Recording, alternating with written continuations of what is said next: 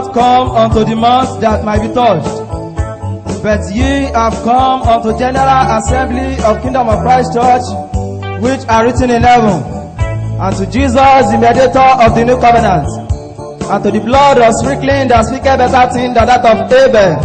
Wherefore, we receive a kingdom that cannot be moved.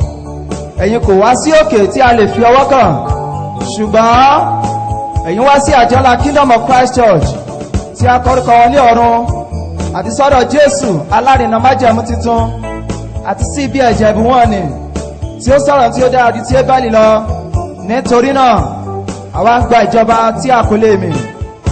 Ǹjẹ́ gẹ́gẹ́ bí a ti ń gba ìjọba tí a kò lè mì ní òní yìí, a ó pè ìránṣẹ́ Ọlọ́run Pastor Dr. Titus Ajayi láti wá sọ ọ̀rọ̀ Ọlọ́run fún wa.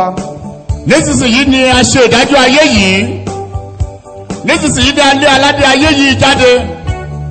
Àdúpẹ́ lọ́wọ́ rẹ bàbá mímọ́, nítorí tí o ṣeun, nítorí tí àánú rẹ dúró láláé. Àdúpẹ́ fún oore rẹ tó fi di ọdún ládé. Gbóní fún orúkọ ọmọ rẹ lórúkọ Jésù, Olúwa gba ọpẹ́ wa. Àmín. Ní orúkọ Jésù ní a gba àdúrà. Àmín. Ìwé ìrere tí a ti ọwọ́ Matthew kọ sílẹ̀. Gospel according to St. Matthew 27, starting from verse 45. Ìwé ìrere tí a ti ọwọ́ Matthew kọ sílẹ̀ ní orí ìkẹtàdínlọ́gbọ̀n láti ẹsẹ̀ ìkarùn-ún-dín-ní-àádọ́ta. Láti wákàtí kẹfà ní òkùnkùn ṣú gbogbo ilẹ̀ títí fi di wákàtí kẹsàn-án ọjọ́. Níwọ̀n wákàtí kẹsàn-án òní ó sì kígbe lé ohùn rárá wípé Eli Eli lama sabatani. Èyí ni pé Ọlọ́run mi ṣé tí wọ́n fi kọ̀ mí sílẹ̀. Nígbà tí àwọn mìíràn nínú wọn sì gbọ́, wọ́n wí pé ọkùnrin yìí ń ké pe Èlíjà. Lójú kan náà ọ̀kan nínú wọn sáré, ó sì mú kànkàn òyìnbó, ó sì tẹ́bọ inú ọtí wáìnì, ó sì fi fún un mu.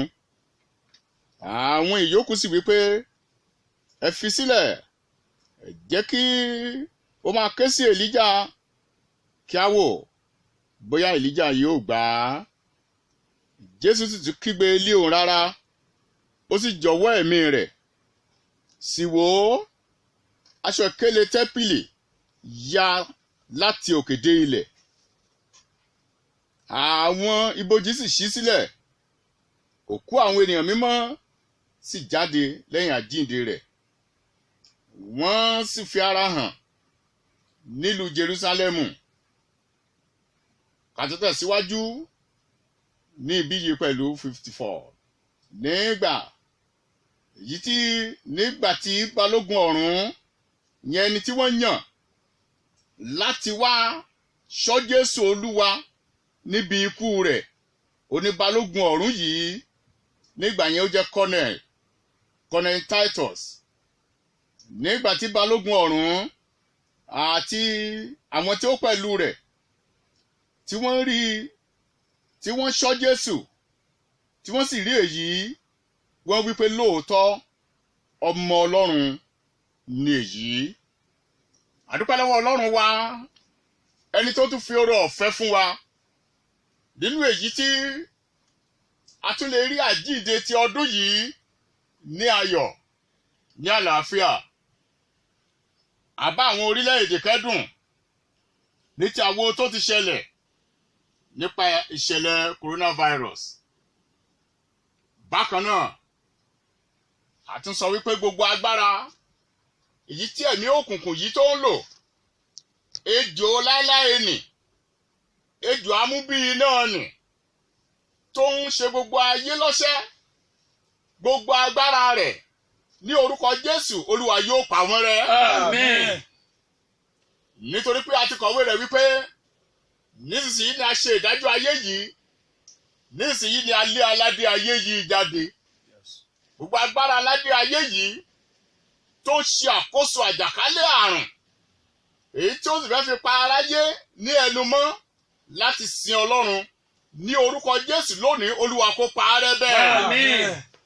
Mo kí gbogbo ẹ̀yin ọmọ Ọlọ́run káàkiri àgbáyé wípé a kú àjíǹde òní bí a kú ṣe mọ̀ pé kì í ṣe pé Jésù Olúwa ṣe jíǹde kú olóòkú ó ti jíǹde ẹgbẹ̀rún ọdún méjì sí ẹ̀yìn ṣùgbọ́n à ń ṣe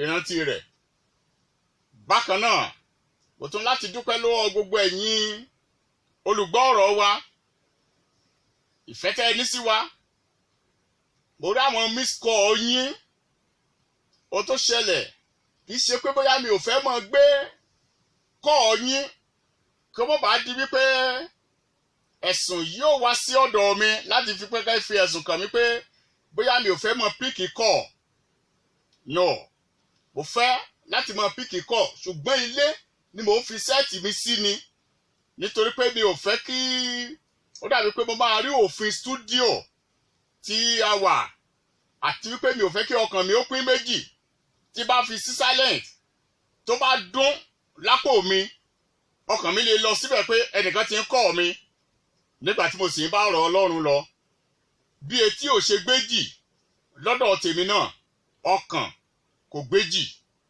yẹn ló fà á mo appreciate àwọn calls yín mo sì dúpẹ́ pé Ọlọ́run fún mi lórí ọ̀fẹ́ láti lè kọ́ àwọn èèyàn náà nígbà tí mo délé kí n tó délé ní ìjẹ́jọ mo ti ní 56 missed calls 56 èèyàn náà ti pè mo sì kọ́ àwọn èèyàn náà padà èyí tí mi lè kọ́ bí èèyàn 16 tí mo sẹ́ndì mẹ́sẹ́jì sí please bear with me borí kó tákòókò tó yẹ kí n sinmi ni ò jẹ́ kí n lè ṣe níjẹ́jọ yẹn mọ́ mo appreciate yín every member of Kingdom of Christ Church ẹ sì ń kọ́ mi ẹ sì ń gbọ́ mi báyìí púpọ̀ yín lẹ ń kọ́ mi tẹ́ ẹ béèrè wípé báwo ni service ẹ sì dúró sílé náà àkókò tí a bá bẹ̀rẹ̀ ìjọsìn wa ní Kingdom of Christ Church orí program tẹ́ ẹ ti gbọ́ náà nìyí tí máa sọ fún yín wípé àkókò bí èyí òun ni a ó bẹ̀rẹ̀ so ọkàn mi balẹ̀ nítorí yín kí ló jẹ́ kọ́kàn rẹ̀ ó balẹ̀ nítorí pé mo mọrú oúnjẹ ẹ̀mí tí mo fún yín wípé tó bá tẹ̀ jẹ́ oṣù kan lẹ́bi dúró sílé kò lè sí ẹ̀rù bí ẹ̀rù ìjàpá tàbí bí ẹ̀rù ṣíṣubú kúrò ní ọ̀nà ìyè mo appreciate yín púpọ̀ lẹ́ ń kọ́ mi tẹ́ sọ pé ẹ tún fẹ́ gbọ́ ohùn mi lẹ tún gbọ́ yìí ẹ ṣe gan-an ni dúpẹ́ lọ́wọ́ àwọn èèyàn wọ̀nyí náà àgbọn tí wọ́n tún gbàdúrà ní Kingdom of Christ Church ẹ̀yin mẹ́tẹ̀ẹ̀ta torí mo ti sọ pé kẹ́ dúró sílé nítorí ọ̀rọ̀ finance ẹ sọ pé rárá pé ẹ mọ̀ gbà lọ ni pé Olúwa ni ó san èrè rẹ̀ fún yín Ọlọ́run náà yóò sì san èrè rẹ̀ náà. Àmín.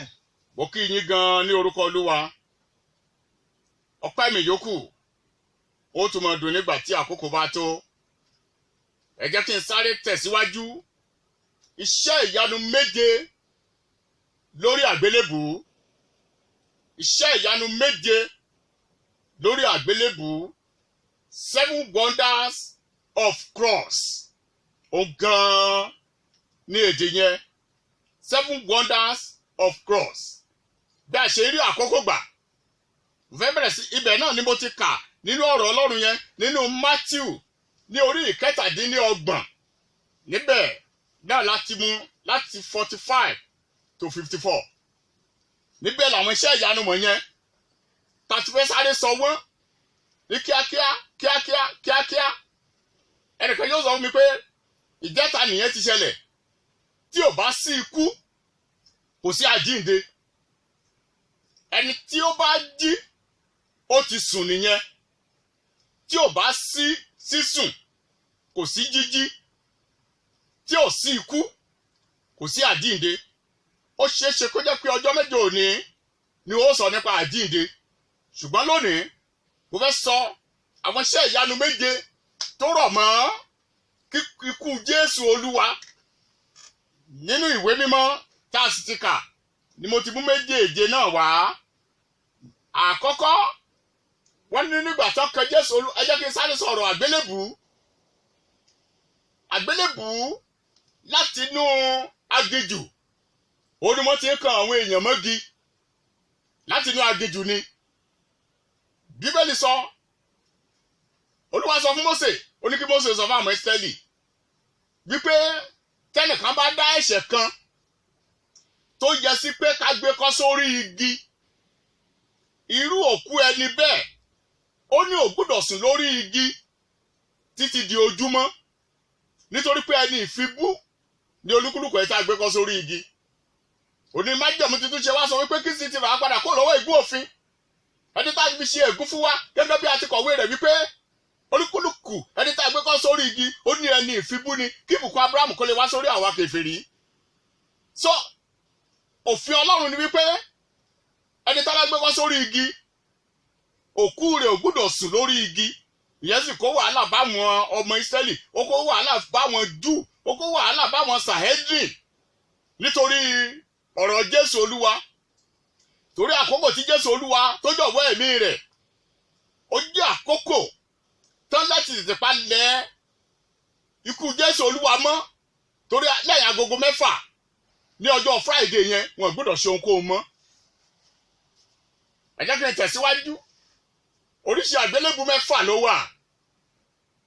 Àwọn àgbélébù kan bẹ tó yẹ pé òun ni kò ní ọwọ́. Ẹni tá bá fẹ́ kàn mọ́ irú àgbélébù yẹn, wọ́n á na ọwọ́ rẹ̀ sókè, wọ́n á di ọwọ́ yẹn mọ́ igi, ẹsẹ̀ ni wọ́n á di mọ́ igi náà. Òmíràn wà tó yẹ pé X for exchange òun ni. Ṣùgbọ́n eléyìí tó popular jù nínú 6 because of my time òun ni ti Jésù Olúwa. Kò sì popular látàrí kọ́ ṣe rí, ṣùgbọ́n ìyẹn náà gbé Jésù Olúwa kọ́ sí ló jẹ́ kó bẹ̀rẹ̀ sí popular títí dé ọ̀dọ̀ Emperor Constantine.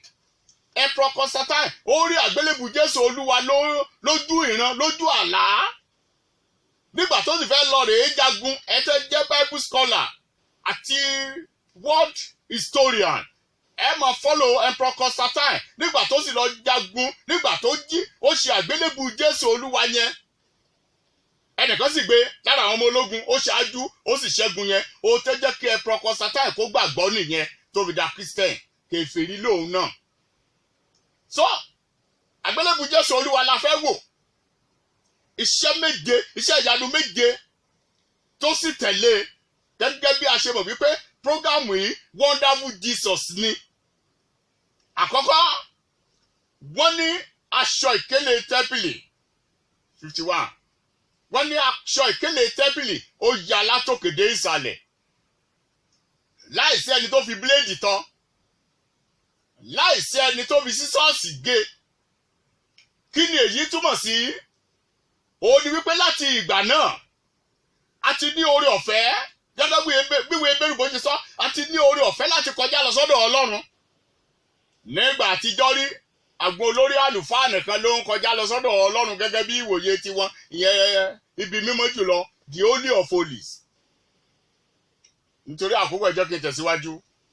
Wọ́n ní ilẹ̀ mì tìtì, ilẹ̀ wọ́n ní ó mì tìtì, kì í ṣe mímì tìtì nìkan, ìṣẹ̀lẹ̀ earthquake ó ṣẹlẹ̀, kì í ṣe ní Jerusalem nìkan, ní gbogbo àgbáyé nígbà náà. Ìkẹta, àwọn àpáta sán nígbà tí Jésù Olúwa tó prepare fún ikú rẹ̀. Àti ìkélé tẹ́ḿpìlì ó fàya látòkè dé sálẹ̀. Earthquake, ìṣẹ̀lẹ̀, ilẹ̀ mímì, ilẹ̀ rírì. Àwọn àpáta wọ́n sán. Tó bá lọ sí àwọn òkè àpáta, tó bá rí àwọn àpáta tó ń sánwó yẹn, ọjọ́ Jésù Olúwa ni. Kì í sì ṣe Jerusalem nìkan, mo wí pé ní gbogbo àgbáyé. Kò tí ì tán.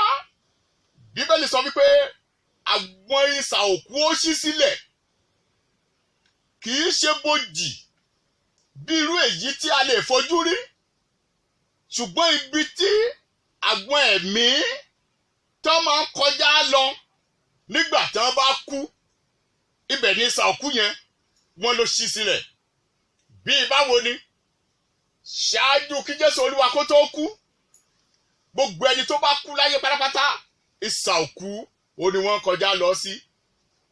Látorí Ádámù, Éfà, gbogbo àwọn wòlíì bíi Sámúẹ́lì, bíi Dáfídì, Jeremáyà àti bẹ́ẹ̀ bẹ́ẹ̀ lọ wọ́n tilẹ̀ pọ̀ gan-an ni.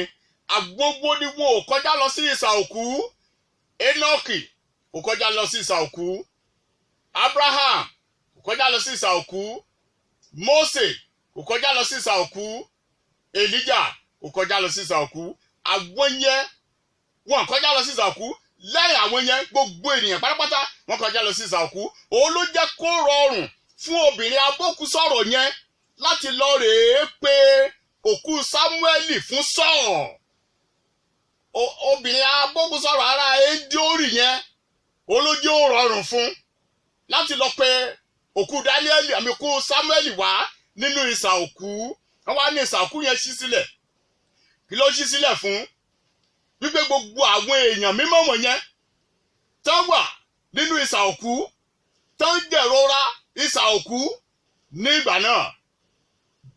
Ìsà òkú yẹn ṣí sílẹ̀ láti lè ní oore ọ̀fẹ́ láti jáde kúrò nínú ìsà òkú yẹn. Kò tí ì tán àlàyé púpọ̀ ó ní ó ṣe tí àkókò bá gbà mí.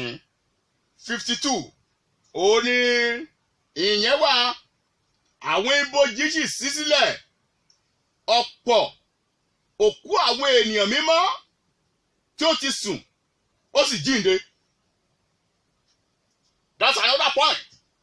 Ọ̀pọ̀ òkú àwọn ènìyàn mímọ́ tó ti sùn ó sì jíǹde. Right. 53 nítorí táìmì mò ń rọ́ọ̀ṣì ẹ̀ ó ní wọ́n sì ti ibojì wọn jáde lẹ́yìn àjíǹde rẹ̀. Mo ń bọ̀ wá ṣàlàyé yẹn. Wọ́n ti ibojì wọn jáde nítorí pé ìsà òkú ti ṣí sílẹ̀. Ó ti rọrùn fún wọn láti jáde. Ṣùgbọ́n lọ́jọ́ Friday ìjẹta òun ni ìsà òkú yẹn ṣí sílẹ̀ ṣùgbọ́n wọn tí ì lè jáde. Ó lè pé ìsà òkú ti ṣí sílẹ̀. The prison yard is opened. A ti ṣí ọgbà ẹ̀wọ̀n lẹ̀. Ṣùgbọ́n àti declare liberty. Tí president tó bá lórí láwọn orílẹ̀-èdè ó dá pé Nàìjíríà náà wọ́n ti ṣèkan bóyá láàrin ọ̀sẹ̀ yìí. Wọ́n sọ pé káwọn ẹlẹ́wọ̀n kankan máa lọ. Síbẹ̀ ó sì ní àwọn ìwé kan tí wọ́n máa fọwọ́ sí kó tó di pé wọ́n á sọ pé káwọn ẹlẹ́wọ̀n yẹn kán á máa lọ pátápátá. Bẹ́ẹ̀ náà ni bí irú ìjẹta yẹn ìsà òkú ti yí sílẹ̀ lóòótọ́ ṣùgbọ́n àti proclaim liberty àti ìsọ àwọn ẹ̀mí wọ̀nyí di òmìnira láti lè jáde kúrò ní ìsà òkú. Tá bá jáde kúrò ní ìsà òkú bó náà fẹ́ lọ. Aṣọ yẹn. Right. Ọ̀pọ̀ ẹ jẹ́ kí n tẹ̀síwájú. Wọ́n sì ti ibojì wọn kúrò. 52. Wọ́n sì jáde. Wọ́n ní wọ́n sì lẹ́yìn àjíǹde rẹ̀ òní tí Jésù Olúwa ṣe jíǹde kó ònú òkú la tó proclaim liberty fún wọn. La tó sọ wọ́n di òmìnira. La tó sọ ẹ̀mí wọn di òmìnira. Wọ́n ní wọ́n sì jíǹde lẹ́yìn àjíǹde rẹ̀. Wọ́n ní Bíbélì àtọ́ka wọ́n sì ti inú ibojì wọn jáde lẹ́yìn àjíǹde rẹ̀. Nígbà tí Jésù Olúwa jíǹde nídàájí òní òun ni àwọn náà tó lè jáde kúrò ìgbà látó lọ proclaim liberty látó lọ rèé kéde òmìnira. Bóòlù yẹn ṣe ṣẹlẹ̀ bí Jésù Olúwa ṣe jọ̀wọ́ ẹ̀mí rẹ̀ lọ́wọ́ ní agogo 12 ọ̀sán nírú ọjọ́ Friday jẹta. Wọ́n ní ilẹ̀ ṣú. Ilẹ̀ tó ṣú kì í ṣe pé ilẹ̀ ṣú lásán. Mo ń bọ̀ níbẹ̀ nísàlẹ̀.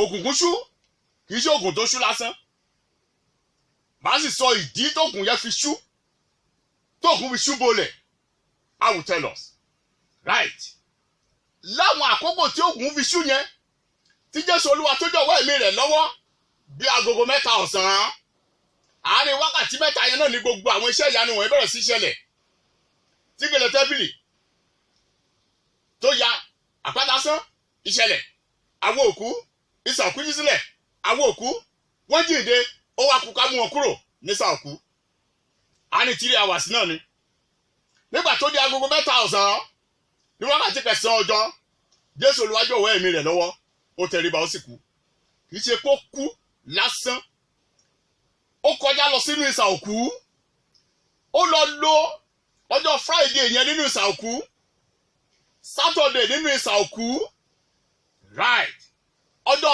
Sunday títí nídàájí òní nínú ìsà òkú kí ló rèé ṣe níbẹ̀ ìwé mọ́ jẹ́ kó yé wa pé ó lọ rèé wàásù fún wọn ni ó lọ sọ pé èmi ní ẹni tí ẹ ti kéde rẹ̀ tẹ́ ẹ ti sọ tẹ́lẹ̀ nípa rẹ̀ tẹ́mi Ọlọ́run ti bẹ nínú yín wé Pétérù ó jẹ́ kó yé wa pé àwọn wòlíì wọ́n wádìí wípé ìgbà wo àti àkókò wo ni àwọn ohun tí ẹ̀mí Ọlọ́run tó ń bá wọn sọ wọ̀nyí yóò jẹ́ ó sọ fún Àìsáyà èmi ló sọ tẹ́lẹ̀ nípa rẹ̀ wípé wúndíá kan yóò lóyún yóò sì bí ọmọkùnrin kan a sì máa pe orúkọ rẹ̀ kéde síwájú èmi ní Àìsáyà ìwọ Àìsáyà tó sọ tẹ́lẹ̀ nípa rẹ̀ wípé a ó nà mí àti nà mí wọ́n kú ó ní ọlọ́rọ̀ ní ikú rẹ̀ èmi náà ni ó bẹ̀ sí tọ́ka sáwọn wòlíì ìwọ Málákì èmi ló pè ní òòrùn òdodo èmi ni wọ́n fi ọ́ hàn gẹ́gẹ́ bí òòrùn òdodo mélòó ni ó sọ ní àwọn wòlíì kálukú wọn náà pay attention torí olórí wàásù fún wọn ni bí ó sì ti parí ọ̀rọ̀ rẹ̀ tán mọ́júmọ́ ọjọ́ òní bó ṣe kéde ìgbàlà ó sì sọ fún gbogbo àwọn òkú àwọn èèyàn mímọ́ wípé tí ẹ bá wá gbàgbọ́ wà yìí ò pé èmi ni ó yá ẹ tẹ̀lé mi wọ́n kúkú ti jíǹde tẹ́lẹ̀ immediately wọ́n tẹ̀lé Jésù Olúwa níbẹ̀ ni sọ pé wọ́n wá sí Jerúsálẹ́mù wọ́n sì fi ara hàn wọ́n lẹ́yìn àjíǹde rẹ̀ bí Jésù Olúwa ṣe ń jíǹde kúrò ní òkú àwọn èèyàn mímọ́ náà jíǹde kúrò ní òkú pẹ̀lú rẹ̀ wọ́n wá sí Jerúsálẹ́mù kálukú wá sí ilé rẹ̀ wọ́n mọ ilé wọn àtijọ́ ó ṣeé ṣe kí sọ́ṣọ̀ ilé yẹn ti yàtọ̀ wọ́n wá kanlẹ̀kùn níbẹ̀ ọjọ́ ẹ̀rù ní Jerúsálẹ́mù wọ́n dé orílẹ̀-èdè mìíràn torí pé ọmọ Ísírẹ́lì ni wọ́n gbogbo ìlú tó àti bí kálukú títí kan Dáfídì gbogbo ìlú tó àti bí kálukú lọ ọbẹ̀ láti lọ rèé kanlẹ̀kùn ibẹ̀ àgbọn kan tó ṣẹlẹ̀ ní Jerúsálẹ́mù nǹkan ẹ̀rù púpọ̀ ní lọ́jọ́ tí Jésù Olúwa tó jíǹde kó ní òkú àti lọ́jọ́ tí Jésù Olúwa tó jọ̀wọ́ ẹ̀mí rẹ̀ Jésù Olúwa nígbà tí ó jíǹde kó ní òkú ẹ má ti jẹ́ kí n sọ púpọ̀ nípa jíǹde kúrò nínú òkú lẹ́yìn tó ti jọ̀wọ́ ẹ̀mí rẹ̀ ó ti wàásù fún àwọn ẹ̀mí nínú túbú ìyẹn àwọn tí wọ́n ṣe àìgbọ́ràn nígbà ayé Nóà bí Bíbélì ṣe sọ kárántí pé ní ọjọ́ Nóà àwọn èèyàn kan lóyún sínú oyún ò bá wọn dẹ́ṣẹ̀ ṣùgbọ́n olóyún kú àwa lóyún ò ní kú odò gbé olóyún lọ àwa ní ọ̀dà ọmọ inú ẹ̀ ń kọ́ no iná jó olóyún pa ẹ lọ́mọ inú ẹ̀ ń kọ́ gbogbo àwọn oyún wọ̀nyẹn pátápátá wọn bá wọn ìyá àti bàbá wọn dẹ́ṣẹ̀ Jésù Olúwa wàásù fún wọn gbogbo wọn jíǹde pẹ̀lú àwọn èèyàn mímọ́ ní Sódómù Gòmórà àwọn ọmọ tán lóyún àtàwọn ọmọ kéékèèké tán mọ̀ bọ́n ṣe practice homosexuality nígbà yẹn ọkùnrin bọ́kùnrin lò obìnrin bọ́bìnrin lò ní Sódómù tá a fi pa wọ́n run àwọn ọmọdé bẹ níbẹ̀ àwọn oyún inú bẹ níbẹ̀ Jésù Olúwa wàásù fún wọn iye àwọn tó gbàgbọ́ nínú àwọn èèyàn wọn yẹn wọ́n bá Jésù Olúwa jíǹde kó nú òkú ẹ̀yin olùfẹ́ kí ni ó tún máa wí sí nítorí pé bẹ́ẹ̀ ni àjíǹde àwọn òkú rí ó ní àgbé ní ìdìbàjẹ́ a sì jíǹde ní àìdìbàjẹ́ àgbé ní àìníyìn a sì jíǹde ní ògo a gbé ní ara ìyára a sì jíde ní ara ẹ̀mí. Mo sọ lónìí ní orúkọ Jésù Kristi, gbogbo àwọn nǹkan wọ̀nyí tó ti kú nínú ayé rẹ, ire tó ti kú, ògo tó ti kú, ọlá tó ti kú, agbára tó ti kú, business tó ti kú, mo sọ ní orúkọ Jésù lónìí, Olúwa kó jí wọn dìde. Àmín. Ọlọ́run ayérayé, mo ti rí kàánú ọ̀rọ̀ rẹ pé tí ẹ̀mí ẹni tó jí Kristi dé kúrò ní òkú tó bá bẹ nínú wa, ẹ̀mí ẹni tó jí Kristi dé kúrò ní òkú yóò sọ ara kíkú wa, yóò sọ di ààyè. Mélòó ni ó tún máa sọ sí? Nítorí ìgbà yìí kùnà fún mi, ṣùgbọ́n ó sì kù kan tí mo fẹ́ ṣe àlàyé púpọ̀ lórí wípé òkùnkùn ṣúbolẹ̀. Ó sọ fún wa pé wákàtí 3 lòkùnkùn yẹn tó fi ṣúbolẹ̀. Jésù Olúwa mú ọ̀rọ̀ kan ṣẹ. Ọ̀rọ̀ wo? Jésù Olúwa ní bí Jónà bó ṣe lo ọ̀sán 3 àti òru 3 nínú ẹja, bẹ́ẹ̀ ni ọmọ ènìyàn kò lè ṣe aláìlo ọ̀sán 3 àti òru 3 nínú ihò ilẹ̀. Right. Ẹ jẹ́ ká wá sí calculation yẹn. Ọjọ́ Thursday ni ó mú Jésù Olúwa lálẹ́ nìkan bí agogo 10. Wọ́n sì bẹ̀rẹ̀ judgment ẹ̀ lọ́nà 6 kílẹ̀ ó tó mọ́ nítorí àgàbàgebè wọn. Àárọ̀ wọn kan Jésù Olúwa mọ́gi. Ó jẹ́ ọ̀sán kìíní ọjọ́ Friday. Alẹ́ Friday mọ́júmọ́ Saturday ó jẹ́ ọ̀sán kejì. Ó jẹ́ òru kìíní, I want to say. Saturday òru kan mọ́júmọ́ Sunday. Àti wá rí Friday ọ̀sán, Saturday ọ̀sán, Sunday kan àdájí Sunday kan àkàmọ́ ọ̀sán. Ṣùgbọ́n òru mélòó la wá rí? A rí òru méjì ní báyé ṣe yípo. A rí òru àkọ́kọ́, òru Friday mọ́júmọ́ Saturday. Then òru Saturday mọ́júmọ́ Sunday, ó jẹ́ òru méjì. Ó sọ pé ọmọ ènìyàn yóò lo ọ̀sán 3 àti òru 3 ní àjẹ́ pé ọ̀kan ti dín nìyẹn. No, Jésù Olúwa mọ tó ń ṣe. Jésù Olúwa fi ara gẹ́gẹ́ bí ẹlẹ́dàá, gẹ́gẹ́ bí aṣẹ̀dá. Ó wá fúnra rẹ̀ kírètì òru kan fún ara rẹ̀. Òru tó kírètì náà ní agogo 12 ọ̀sán sí agogo 3 ló jẹ́ wípé òru wá pé 3. Àkókò tó jẹ́ òru jùlọ náà ní agogo 12 sí agogo 3. Àkókò yẹn làwọn ẹ̀mí rìn. Jésù Olúwa torí pé ó jẹ́ ẹlẹ́dàá, ó fúnra rẹ̀ kírètì òru kan fún ara rẹ̀ gẹ́gẹ́ bí bàbá rẹ̀ bó ṣe kírètì òru. Ó wá lẹ̀pọ̀ àjíǹde òkú wá pé bàbá òun ó fi fún òun láti lè pé bàbá òun ó fi fún òun láti lè jíǹde, ṣùgbọ́n pẹ̀lú ọ̀sán 3 àtòru 3. Jésù Olúwa wá kírètì ẹyọ kan fún ara rẹ̀ láti pé 3. Agbára tí bẹnu Jésù Olúwa nìyí. Tó bá di ọjọ́ mẹ́jọ òní á tẹ̀síwájú nítorí pé wá ní àkókò mi lọ. Ṣùgbọ́n mo fẹ́ gbàdúrà fún ọ náà. Mo fẹ́ dá nípa Jésù Olúwa àwọn kan wà tó jẹ́ pé ó sọ ayé rẹ di àìpé, tí ò jẹ́ káyé rẹ ó péye, to be able to do exploit láti lè ṣiṣẹ́ ìyanu ńlá. Mo fẹ́ pàṣẹ àwọn nǹkan yẹn sínú ayé rẹ nísìnyí. Ọlọ́run ẹlẹ́dàá gbọ́ ìpẹ̀kun ayé. Ìwọ tó pa àṣẹ lọ́jọ́ sí kí ìmọ́lẹ̀ kó wà, ìmọ́lẹ̀ wà, ó dá òkùnkùn nípa agbára àjíǹde Jésù Olúwa. Ọ̀sán 3 òru 3 sì pé nípa ọ̀rọ̀ rẹ̀.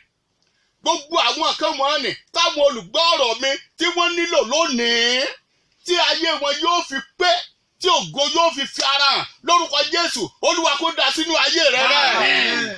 Bó ṣe ń gbọ́ mi, Olúwa kó dá sínú ayé rẹ lónìí. Àgbo rere tó nídìí, agbára tó nídìí, ọlá tó nídìí, ògo tó nídìí, ẹ̀mí tó nídìí láti jẹ́ kí ayé rẹ kó pé lórúkọ Jésù, Olúwa dá sáyé rẹ lónìí. ògo ni fún orúkọ Olúwa. Ní orúkọ Jésù ní a gba àdúrà. Oore ọ̀fẹ́ Jésù Olúwa. Fẹ́ ti bàbá, ti ọmọ, ti ẹ̀mí mọ́. Ó máa bá wa gbé nísà àti láéláé. Praise God. Praise God. Praise the living God. Amen.